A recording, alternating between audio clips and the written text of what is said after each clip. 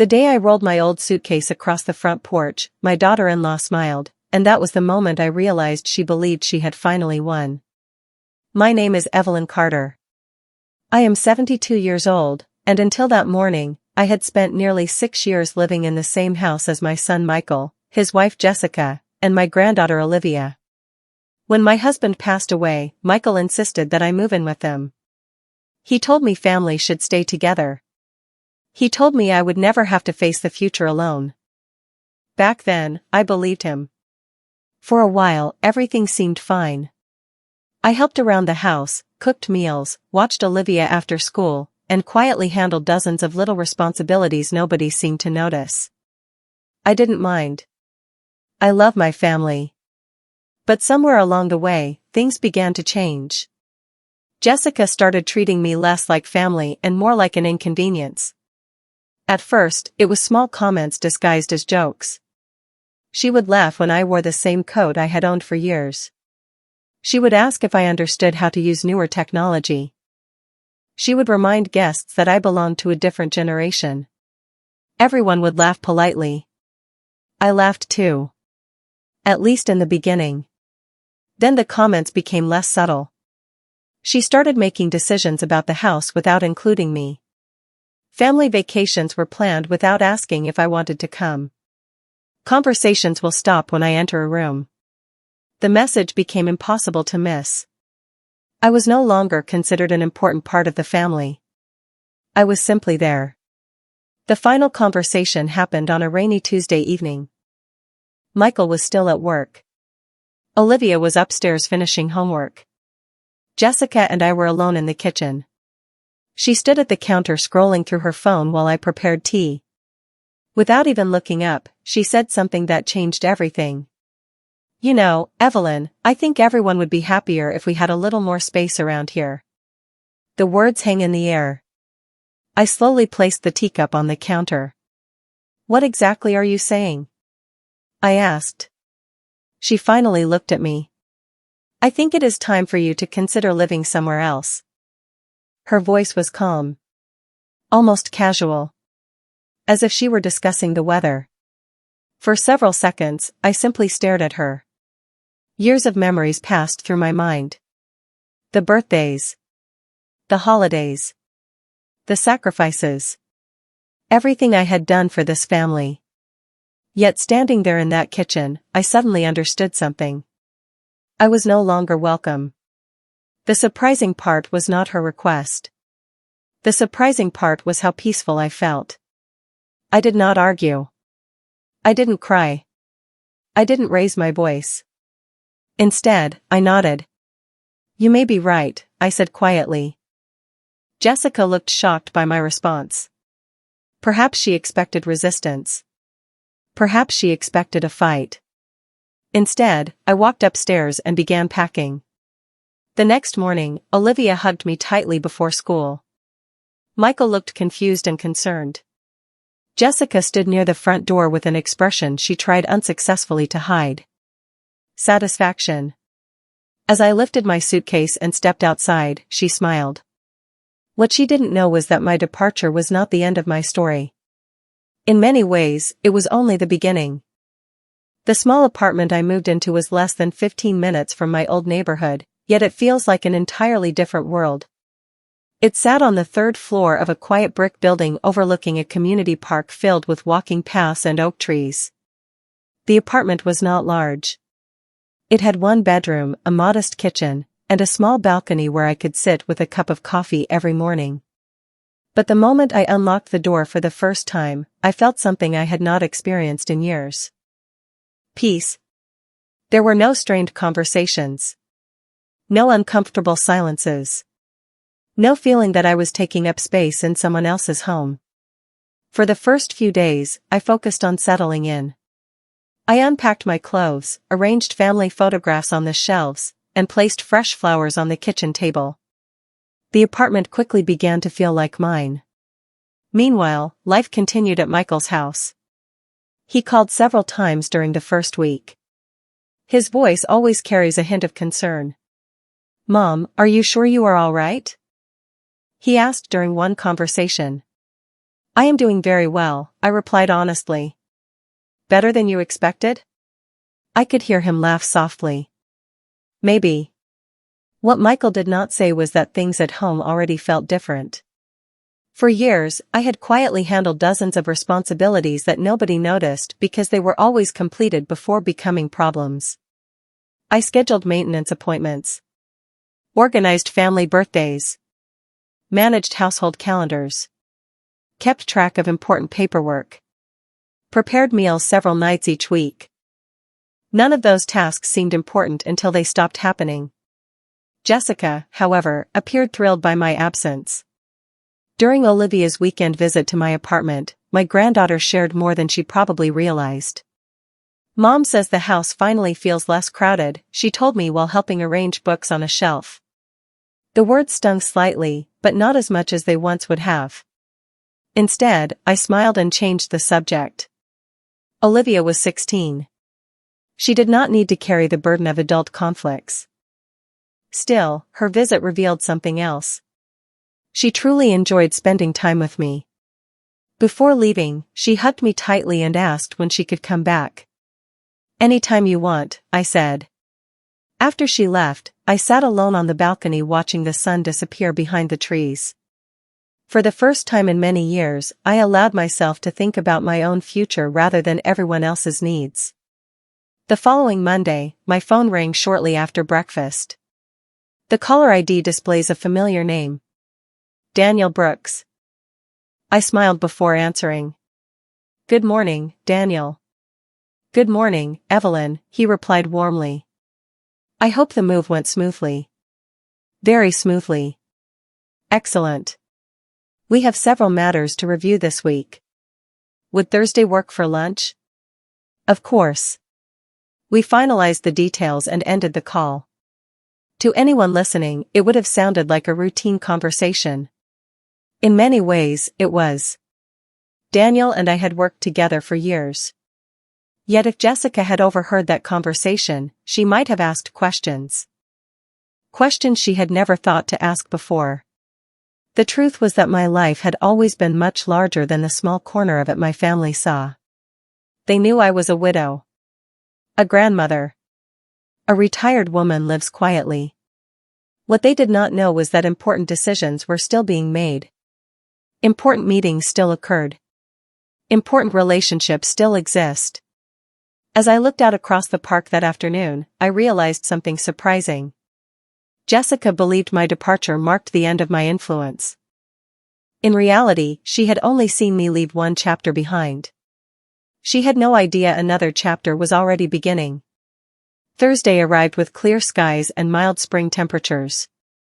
After breakfast, I drove to a quiet restaurant near the river where Daniel and I had met millions of times over the years. The hostess greeted me warmly and escorted me to a private corner table overlooking the water. Daniel was already there reviewing several documents when I arrived. He stood and smiled as I approached.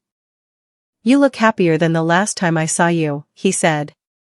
That is because I am happier, I replied. We ordered lunch and spent the first few minutes discussing ordinary things. Retirement. Travel. Olivia's school activities. The conversation feels comfortable, the way conversations often do between people who have known each other for decades. Eventually Daniel opened a leather folder and placed several papers on the table. There are a few updates you should review, he said. I nodded. None of this felt unusual. Daniel had been my attorney for many years. He handled matters most people never knew existed. Investments. Contracts. Property agreements. Charitable projects. He was one of the few people who understood the full scope of my affairs. As we reviewed documents, my phone vibrated with a text message from Michael. It simply reads, "Hope you are doing well. We miss you." I stared at the screen for a moment before smiling. The message felt sincere. More importantly, it feels different from the conversations we had shared during the previous year. Daniel noticed my expression. Everything all right? He asked. Yes, I replied.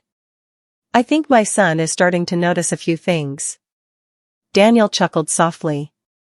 Sometimes absence creates clarity. He was not wrong.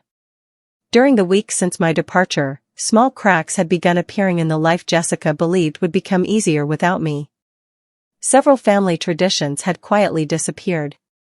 Important appointments had been forgotten. Household schedules had become increasingly chaotic.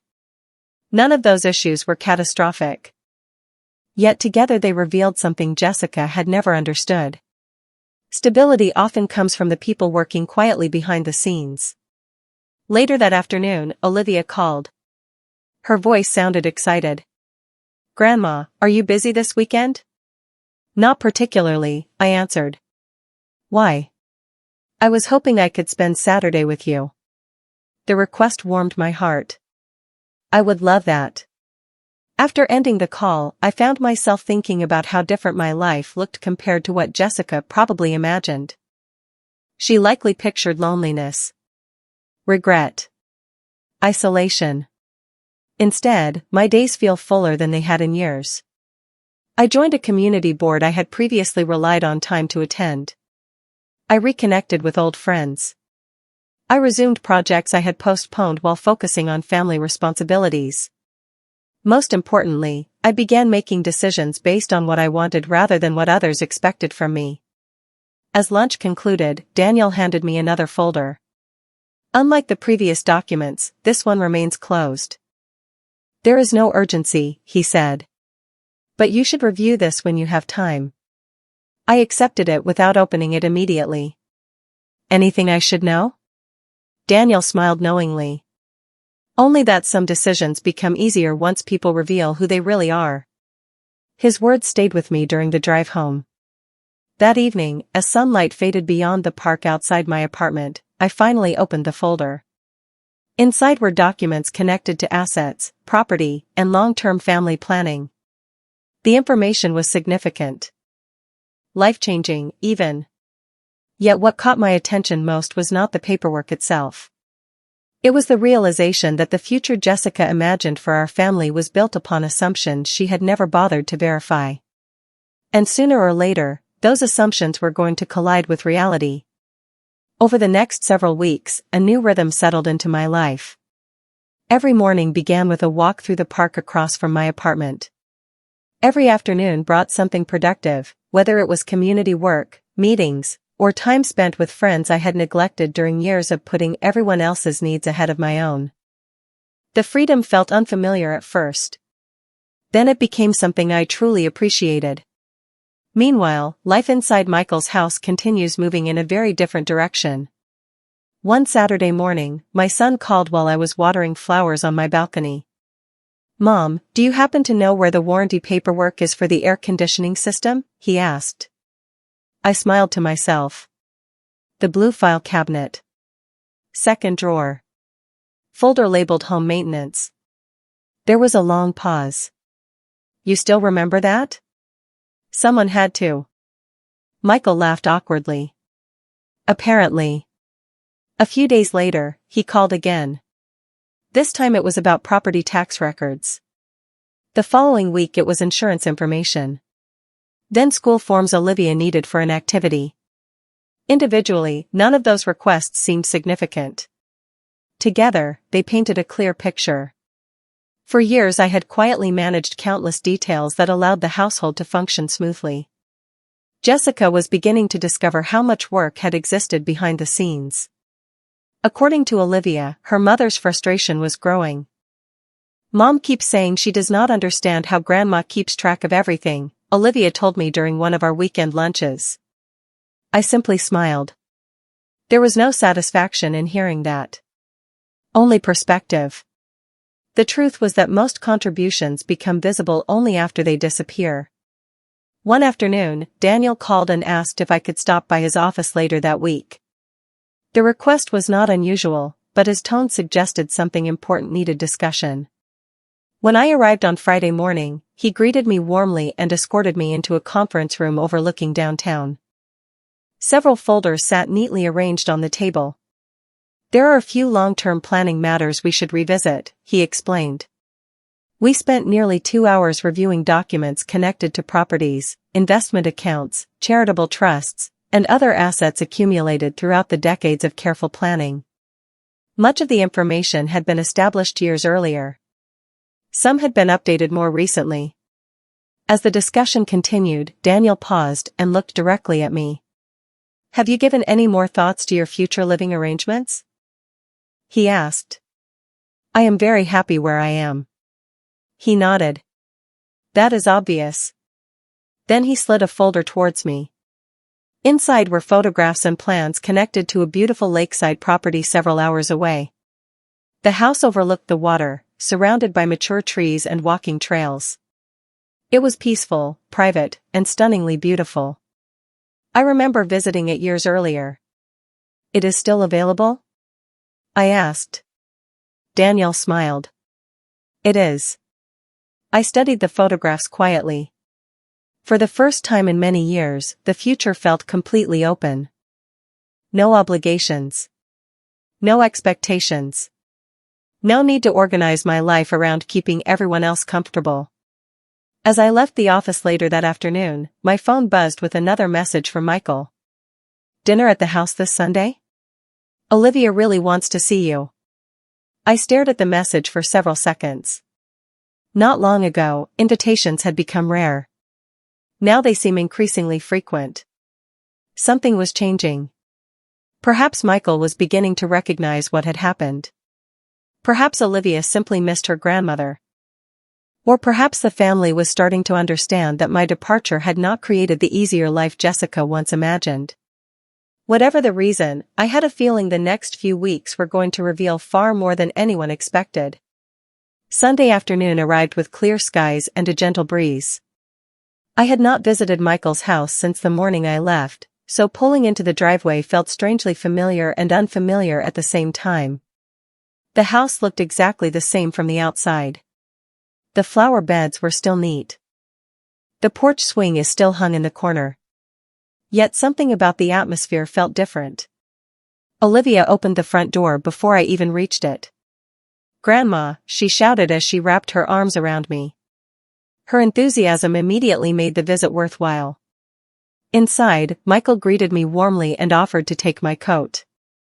Jessica appeared a few moments later from the kitchen. She smiled politely, but I noticed something missing. The confidence she once carried so easily was no longer there. In its place was a trace of exhaustion. We sat down for lunch together, and for a while the conversation remained light. Olivia talked about school. Michael discussed work.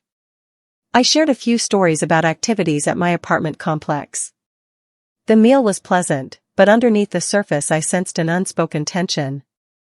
Several times, Michael seemed ready to say something before changing his mind. Jessica appeared distracted. Then a small moment reveals more than any direct conversation could have. Michael stood and walked toward the pantry. A few seconds later, he called out, "Jessica, where did we put the grocery inventory list?" She looked confused. "What grocery inventory list?"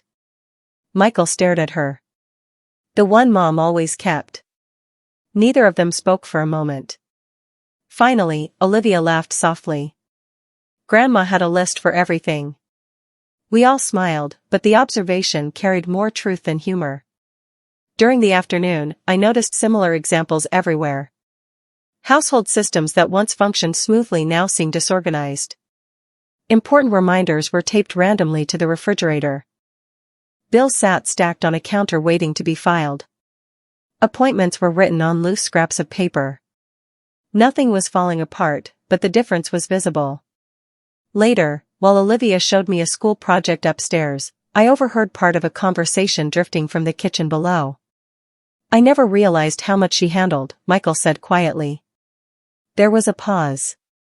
Then Jessica responded. "Neither did I." Her voice sounded unusually subdued. I pretended not to hear and continued listening to Olivia describe her project. Some realizations need space to develop naturally. As the afternoon drew to a close, Michael walked me to my car. We stood beside the driveway for several moments before he finally spoke. "Mom, can I ask you something?" Of course. He looked down briefly. Were you unhappy here? The question surprised me. Not because he asked it, but because it had taken so long. I considered my answer carefully. I was unhappy toward the end, I said honestly. His expression tightened. Why did you never tell me? I smiled gently. Because I kept hoping things would improve on their own. He nodded slowly.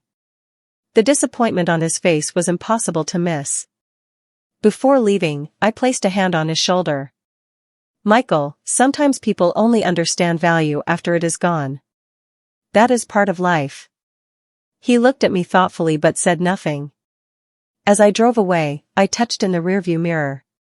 Michael remained standing in the driveway watching my car disappear down the street.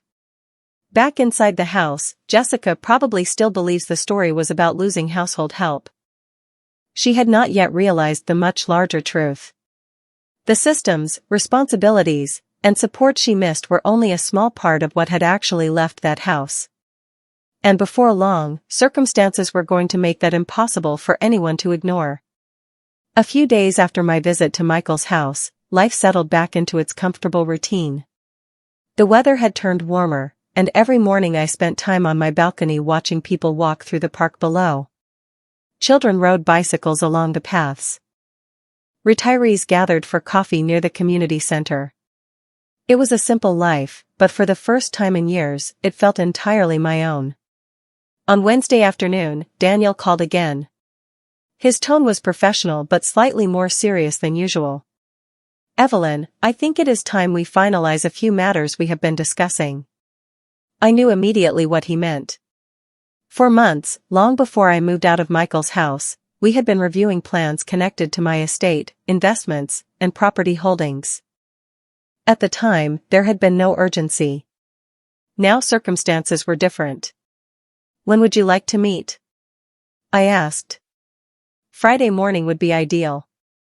I will be there. When Friday arrived, I drove downtown and met Daniel in the same conference room where we had reviewed documents weeks earlier. This time, however, several additional folders sat neatly arranged across the table.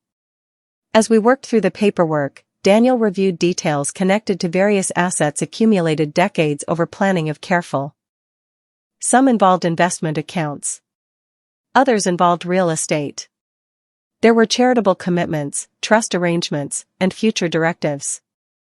Everything had been built slowly over many years, often with the guidance of professionals who specialized in long-term financial planning. Near the end of the meeting, Daniel paused and folded his hands. Have you informed Michael about any of this? He asked. I shook my head. No. Does he have any ideas? I smiled softly. Very little. Daniel nodded thoughtfully. That may become important sooner than you expect. His words lingered in my mind long after the meeting ended. The truth was that my family knew almost nothing about my financial affairs. I had always preferred it that way. Wealth has a strange way of changing relationships. I never wanted money to become the reason people treated me differently. Unfortunately, keeping those private matters also allows assumptions to grow. Jessica had built an entire narrative around the belief that I depended on her household. The reality was nearly the opposite. That reality will eventually become impossible to ignore. Later that evening, Olivia called unexpectedly. Grandma, can I ask you something? She said. Of course. Were you happier before you moved in with us or after? The question surprised me. Not because it was inappropriate, but because it was so honest. I considered my answer carefully. I have been happy during many different chapters of my life, I said. Right now, I am very content. She was quiet for a moment. I think Mom thought you would be lonely. I smiled. Sometimes people confuse being alone with being unhappy. Olivia laughed softly. You definitely do not seem unhappy. After the call ended, I sat quietly in my living room thinking about her words. Jessica still views my departure through the lens of victory. She believed removing me from the household had solved a problem. What she failed to understand was that I had not lost anything essential. My friendships remain. My purpose remains. My independence remains. More importantly, opportunities still exist that nobody in the family knew about. The following Monday morning, a certified envelope arrived at my apartment. Inside was documentation connected to one of the most significant assets I owned. As I reviewed the papers, I realized a chain of events had quietly begun moving forward.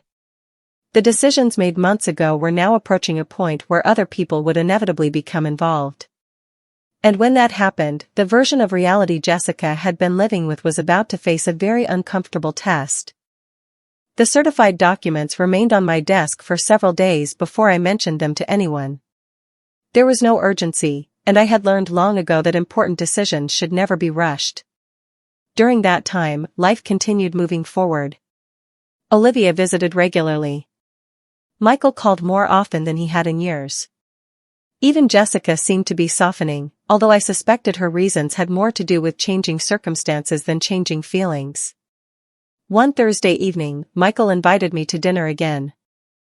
This time, the atmosphere felt noticeably different from my previous visit. The moment I entered the house, I sensed it. The tension that once centered around my presence had been replaced by a different kind of discomfort.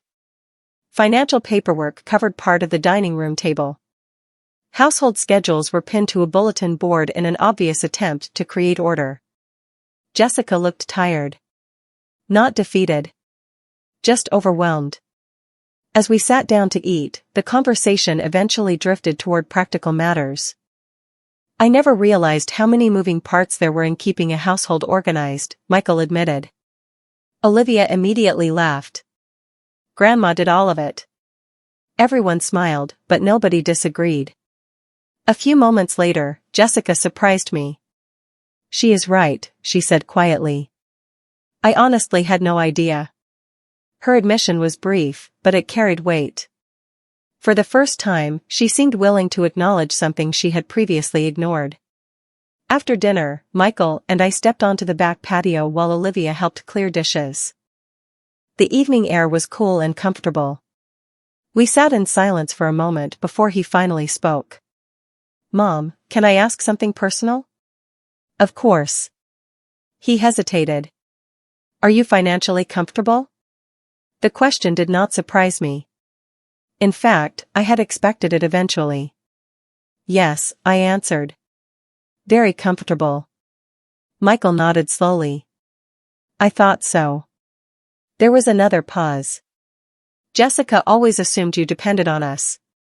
I smiled gently. Many people assume things without asking questions. He looked down at his hands. I should have asked more questions. His honesty touched me. Unlike Jessica, he was not trying to defend the past. He was trying to understand it. The next morning, I received a call from Daniel. He informed me that several administrative matters connected to one of my larger properties were moving into their final stages. Certain notifications would soon be issued. Certain meetings would soon occur. People who had never paid attention to my business affairs would suddenly become aware of them. You should prepare for questions, Daniel said. I imagine there will be quite a few. He was probably right. Over the following week, subtle changes continued appearing. Michael's calls became more frequent. Olivia spent nearly every Saturday with me. Even Jessica occasionally asked for advice regarding household matters she once insisted she could manage without help. Yet despite all of those developments, none of them knew what was coming. They still viewed the situation through the lens of family dynamics. They thought the lesson was about appreciation. They thought the story was about household responsibilities. In reality, a much larger revelation was approaching. One that involved property, long-term planning, and decisions made years before anyone imagined I would leave that house. And when those details finally emerged, Jessica would be forced to confront a truth she had never considered. The woman she believed had walked away with nothing had actually left carrying far more influence than she ever understood. Several days after my conversation with Daniel, the first signs of change began appearing outside my immediate family. A certified notice was delivered to multiple parties connected to a property partnership that had existed quietly for years. It was a routine legal step, but it carried consequences. By the end of the week, questions started circulating among people who had never paid much attention to my personal affairs. I remained calm. Everything was unfolding exactly as planned. Meanwhile, Michael called more frequently than ever before. One evening, he invited me for coffee at a small cafe near his office. When I arrived, he already looked preoccupied. After a few minutes of casual conversation, he leaned forward. "Mom, something happened today." I waited patiently. "I received a call from a real estate consultant asking about you." I shook slightly. "That must have been interesting." "It was confusing," he admitted. "They seemed to assume I already knew about several properties connected to your name." For a moment, neither of us spoke. Then he asked the question I knew was coming. "How much do I actually don't know about your life?" I laughed softly. Not because the question was funny, but because it was honest. "Probably more than you think." Michael shook his head in disbelief. "I spent years assuming I understood everything." "Most people do," I replied. "Especially when someone lives quietly." Later that evening, I returned home and found another message waiting from Daniel. Several meetings had been scheduled over the coming weeks. Documents were being reviewed. Evaluations were being completed. Information that had remained private for decades was gradually becoming relevant. None of it involved drama. None of it involved revenge. It was simply the natural result of long-term planning finally reaching an important stage. The following Saturday, Olivia visited as usual. We spent the afternoon browsing local shops before stopping for lunch. During the meal, she hesitated before speaking. "Grandma, Mom seems different lately." I looked at her carefully. "Different how?" "Quieter." That observation did not surprise me. Olivia continued. "I think she feels bad about some things." I stir my tea thoughtfully. People grow when they are willing to examine their choices. Olivia nodded. She seemed mature beyond her years. As we walked back toward the parking lot, she slipped her arm through mine. "I am glad you moved." The statement caught me off guard. "Really?" She smiled. "You seem happier now." Her words stayed with me long after she returned home. The truth was that happiness had become easier once I stopped trying to earn acceptance from people determined not to offer it. A few days later, Michael called again. This time his voice carried unmistakable astonishment. "Mom, I just learned something else." "What is that?" "One of the investment groups downtown knows you personally." I smiled. "Yes." There was a long silence. "Who exactly have you been all these years?" I looked out across the park from my balcony and watched the evening sunlight settle across the trees. "The same person I have always been," I answered. What Michael did not yet realize was that he had only uncovered a small piece of the puzzle. The properties. The investments. The professional relationships. Those were merely fragments of a much larger picture. And before long, a formal meeting scheduled by Daniel will place all the remaining pieces on the table for everyone to see. The formal meeting Daniel mentioned was scheduled for the following Tuesday morning. He did not describe it as urgent, but he made it clear that attendance would be important. A few days before the meeting, Michael called and asked if we could talk. We met at a quiet coffee shop not far from my apartment. The moment he sat down, I could see curiosity written across his face. "Mom, I feel like I have spent the last month discovering that I never really understood your life." I smiled. "Most people only see the chapter they happen to be standing in." He leaned back and shook his head. "I knew you were careful with money. I knew you planned ahead. But I had no idea how many business relationships you maintained or how many properties were connected to your name." His honesty was refreshing. There was no greed in his voice. No expectations. Only surprised. Your father and I spent decades building things quietly, I explained. We never felt the need to discuss every detail. Michael nodded slowly. Jessica is surprised too. That didn't surprise me at all. During the years I lived in their house, Jessica had viewed me through a very narrow lens. She saw an older woman who enjoyed gardening, cooking, and spending time with her granddaughter. All of those things were true. What she never considered was that a person can live a simple life while still carrying decades of experience, responsibility, and accomplishment. The following Tuesday arrived. Daniel's office occupied the top floor of a modern building overlooking downtown. When I entered the conference room, I immediately noticed Michael and Jessica were already there. Jessica looked nervous. Olivia had remained at school, which was probably for the best. Daniel greeted everyone warmly before taking his seat. Several folders rested neatly on the polished table. After a few moments of introductory discussion, he began reviewing the purpose of the meeting. Most of the information centers around long-term planning, ownership structures, and future transitions connected to assets that have been managed for years. As the presentation continued, I watched Jessica's expression change. At first she appeared confused, then surprised, then completely stunned. One document after another revealed pieces of a reality she had never imagined.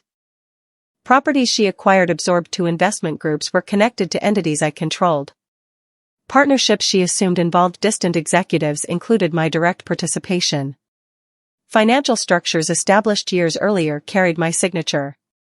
The room remained quiet for several seconds after Daniel finished one particularly important explanation.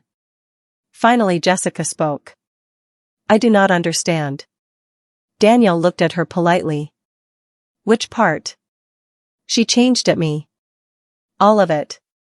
For the first time since I had known her, she seemed truly uncertain. Not defensive. Not dismissive. Simply overwhelmed by information that challenges everything she believes. Michael sat silently, absorbing every detail. The meeting continued for nearly 2 hours. By the end, nobody viewed me quite the same way they had before entering the room. Yet the most important realization had nothing to do with money. It had nothing to do with property. It had nothing to do with business. The real lesson was far simpler. For years, people had underestimated me because I chose humility over attention. They mistook quietness for weakness. They mistook kindness for dependence. And now, sitting in that conference room, those assumptions were finally beginning to collapse under the weight of the truth. When the meeting finally ended, nobody rushed toward the door. The lingering silence inside the conference room feels different from any silence I had experienced with my family before. It wasn't awkward. It was reflective. Everyone was processing the same realization from a different perspective. Michael seemed thoughtful. Jessica looked as though an entire worldview had shifted beneath her feet. Daniel quietly organized documents while giving everyone space to absorb what they had learned. As we stood to leave, Jessica surprised me again. Evelyn, could we talk sometime? She asked. Her voice carried none of the confidence that had once defined our interactions. There was no superiority.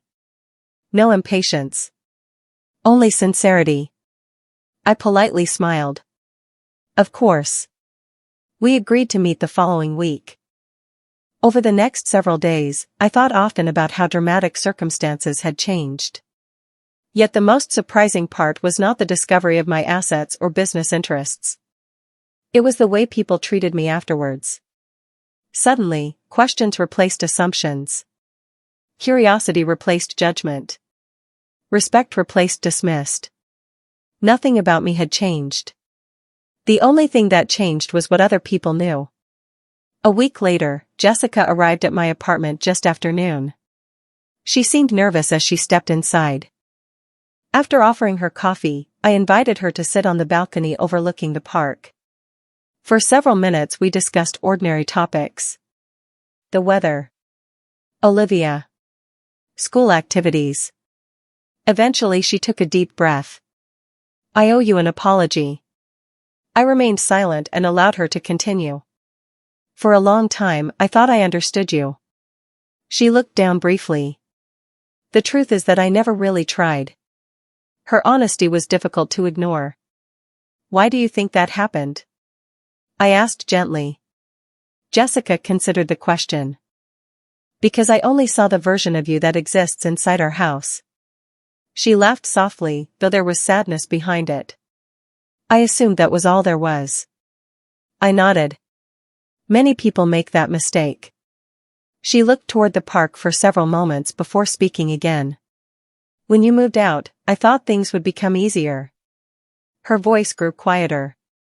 Instead, I realized how much you contributed and how little appreciated you received.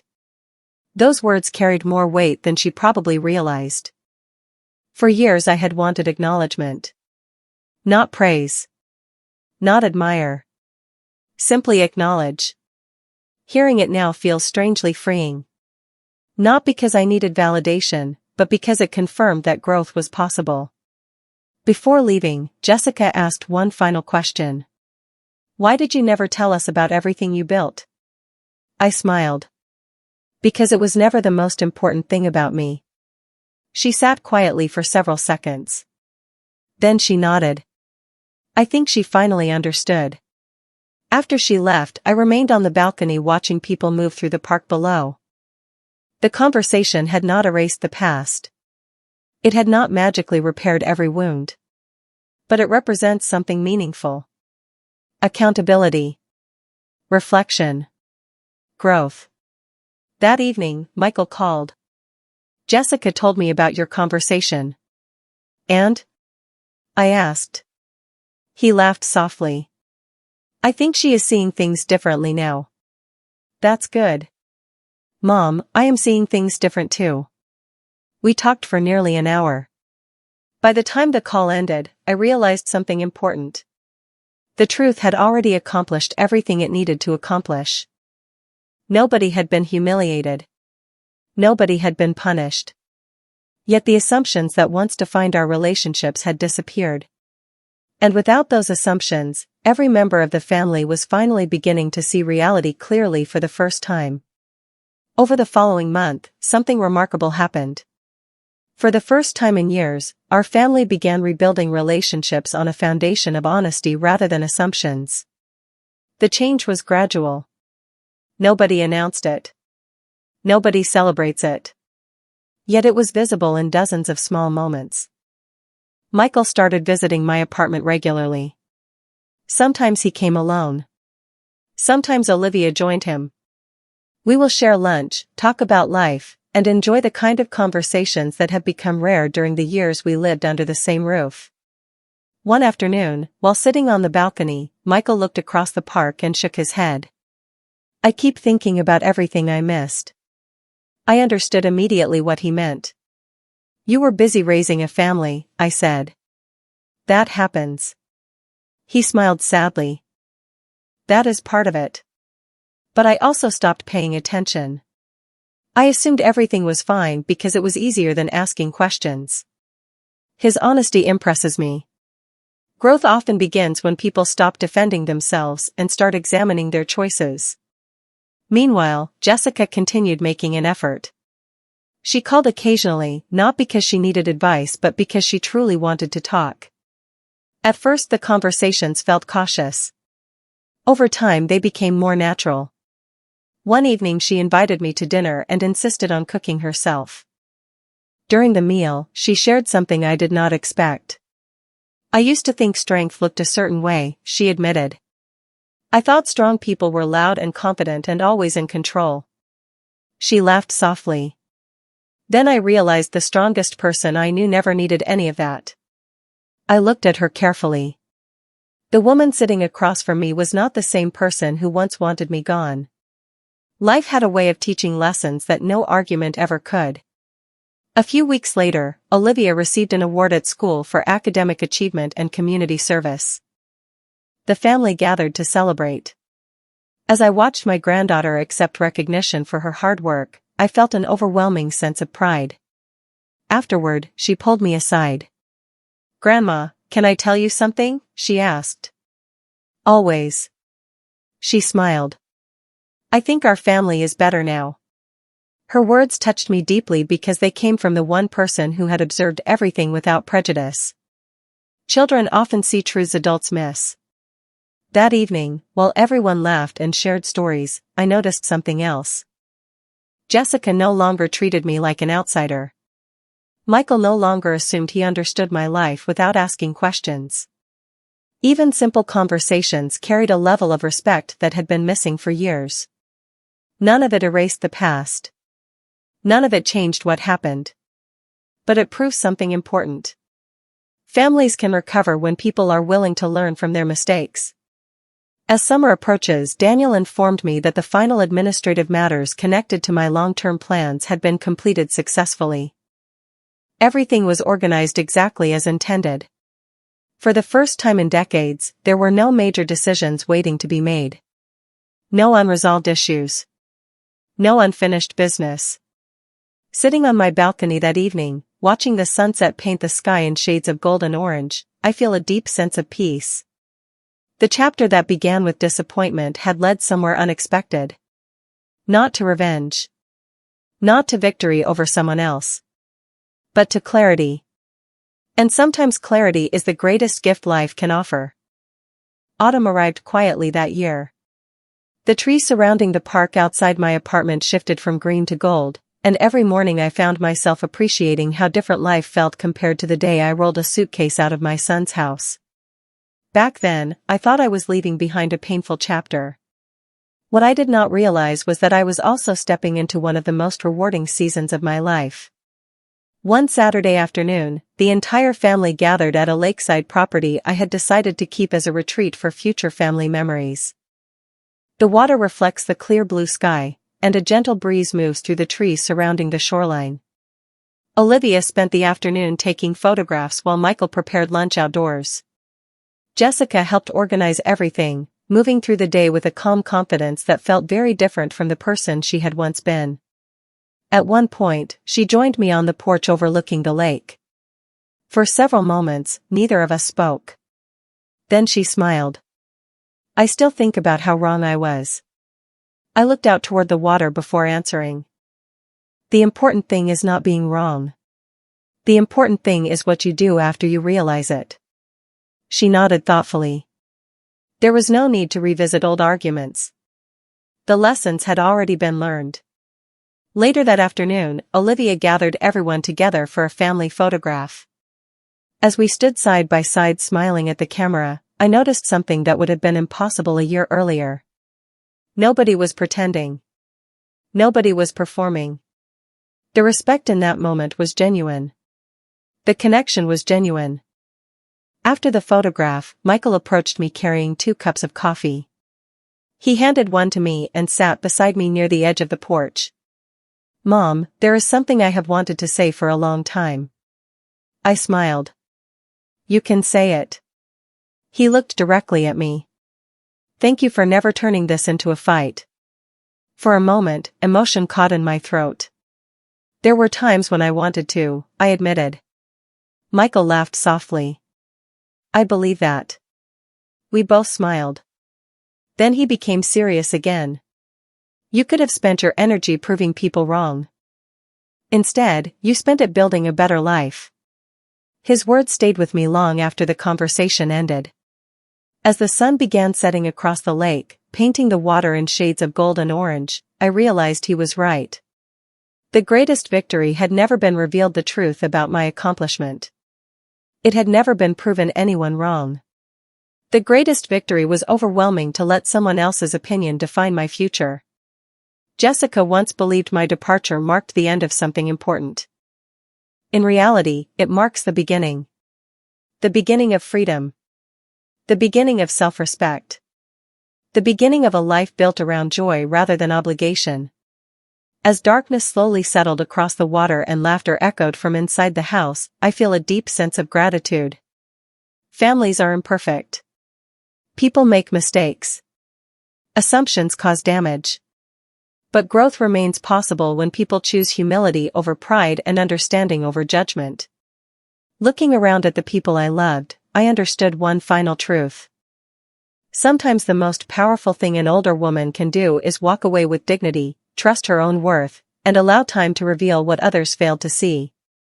And in the end, that makes all the difference.